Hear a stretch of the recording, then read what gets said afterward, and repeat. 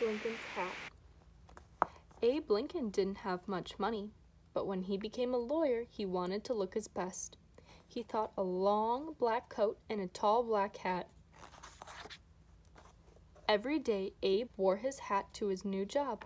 People noticed the tall man and the tall hat. He was friendly to everyone. When they needed a lawyer, they remembered him. Abe lived in Illinois. A state was mostly wilderness, but more and more settlers came. They built houses and farms and new towns. Sometimes they didn't get along.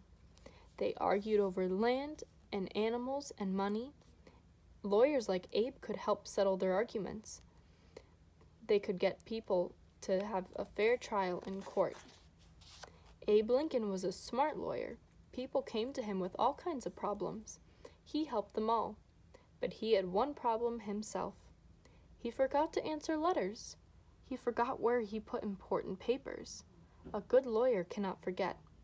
Abe wanted to be a good lawyer, but he was not a good paper keeper. What could he do?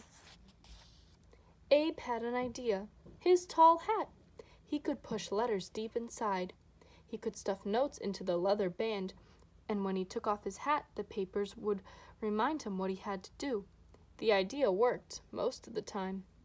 One day, some boys played a trick on Abe. They tied a string across the street. They strung it up high. Everyone in town could walk under it. Everyone except Abe. When Abe walked down the street, the string knocked off his hat, and papers flew everywhere. He bent over to pick them up.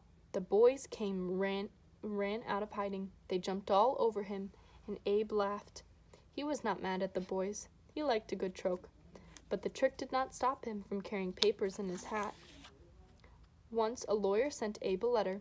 Abe stuck it in his hat. The next day, Abe bought a new hat, and he put away his old one. Weeks later, the lawyer wrote again. "Why didn't you answer my letter?" Then Abe remembered. The letter was still in his old hat. Many towns in Illinois have no lawyers and no judges.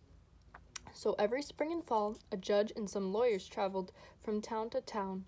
Abe went too. He packed his hat with papers, his checkbook, and a handkerchief. At the head of the parade of lawyers rode the judge. No one could miss him. He weighed over 300 pounds. 2 horses pulled his buggy. Abe's horse was skinny and slow. His name was Old Buck. Abe and Old Buck traveled lonely country roads in the snow, in the rain, in the mud. Traveling made Abe very tired. He dreamed of a soft bed and a good meal, but the lawyers had to stay at poor country inns. The food was bad, the rooms were cold, the beds were crawling with bugs. The lawyers had to share beds, except the judge. He had his own bed. Early in the morning, the courthouse bell would ring. Abe hurried to court. Pigs lived under one courthouse. Abe had to talk loudly over the grunts and squeals. People came from near and far to hear Abe. He made trials easy to understand. He told jokes and stories. People said he could make a cat laugh. Once, Abe whispered a joke to another lawyer. The lawyer laughed out loud. "Quiet," the judge yelled. "You're fined $5. When the trial was over, the judge asked to hear the joke. He laughed as hard as the lawyer. "That was worth $5, he said. "Forget the fine." At another trial, 2 men argued over who owned a young horse. Each said he owned the mother of the colt. Abe led everyone outside. He put the 2 grown horses on one side of the lawn. He held the colt on the other side and set the colt free. It headed straight for its real mother. One day, Abe got a letter. It was from Hannah Armstrong. Years before, Abe had lived with her family. Mrs. Armstrong cooked for Abe. She sewed up the holes in his pants, and now she begged Abe for help. Her son Duff was in jail for murder.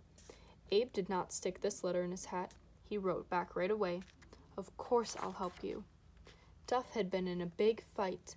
It was very dark, but a man said he saw Duff kill someone. Duff said he didn't do it.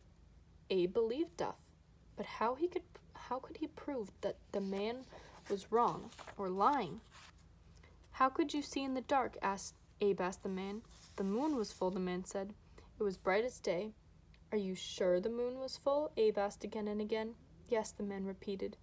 Then Abe held up famous books of facts. It said there was no moon in the sky at the time of the fight.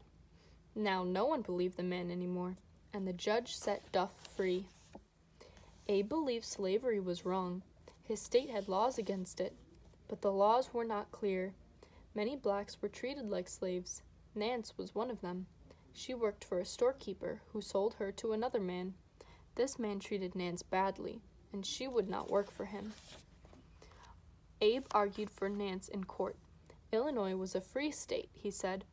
All its people are free, whatever their color. The judge decided Abe was right. From then on, no one could be bought or sold in Illinois.